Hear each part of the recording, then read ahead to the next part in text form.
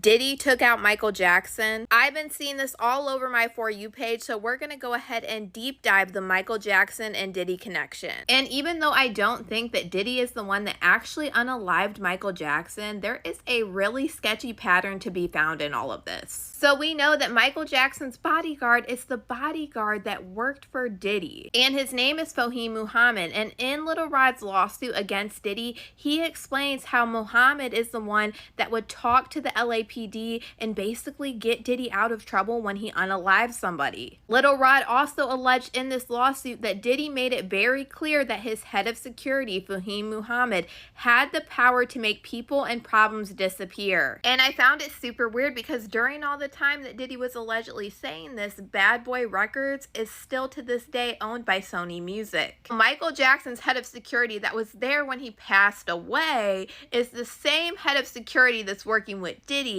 and at the same exact time, Sony is who owns Diddy's Bad Boy Records. We know that Michael Jackson was in this huge beef with Sony before he passed away, and we're pretty sure that's who took him out. It makes sense. In Michael Jackson's last phone call before he passed away, he even spoke about what they were going to do to him. I don't know who may be listening.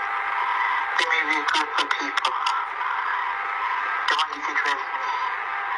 They don't want me here anymore. I don't understand. What do you mean? What do you? Talk about it over the phone. I don't know what's going to happen, but I just feel in my soul, only God knows, they could cure me. They could stab me. They could frame me and say I overdosed him with drugs. They can do a lot of things.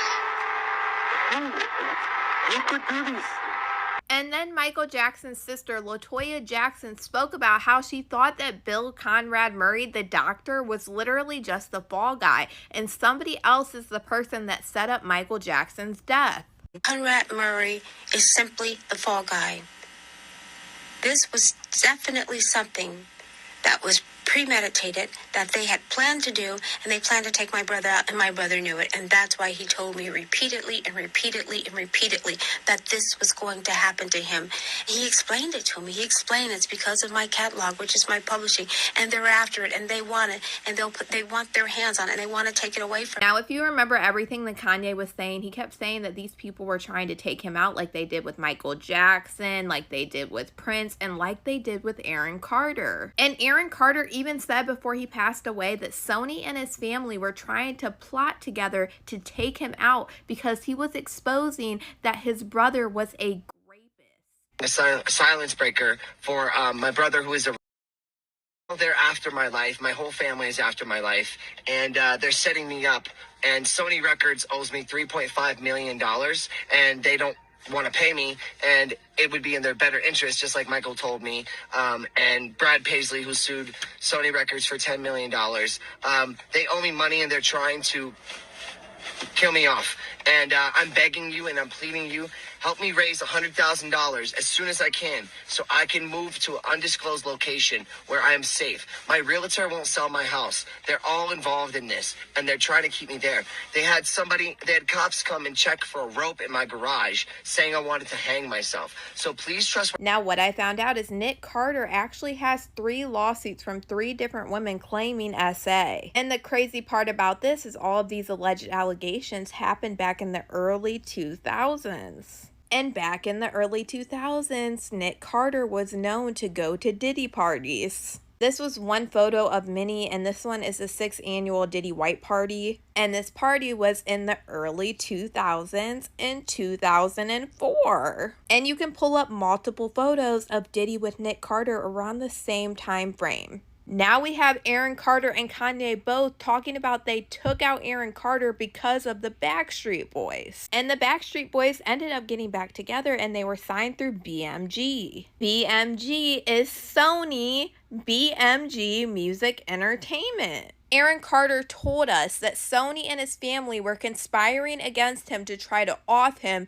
because he was opening his mouth about Nick Carter being a And then we find out all of these allegations are around the same time that Nick Carter was hanging out with Diddy. And we also have photos of a young Aaron Carter around the same time with Diddy. And then we have Kanye, after exposing everything about Diddy and everybody, he started talking about how they were going to try to unalive him, like Michael Jackson, Prince, and Aaron Carter. And he said that Aaron Carter was unalived by allegedly Harley Pasternak. And he said it was because they were trying to clear a Backstreet Boys sample.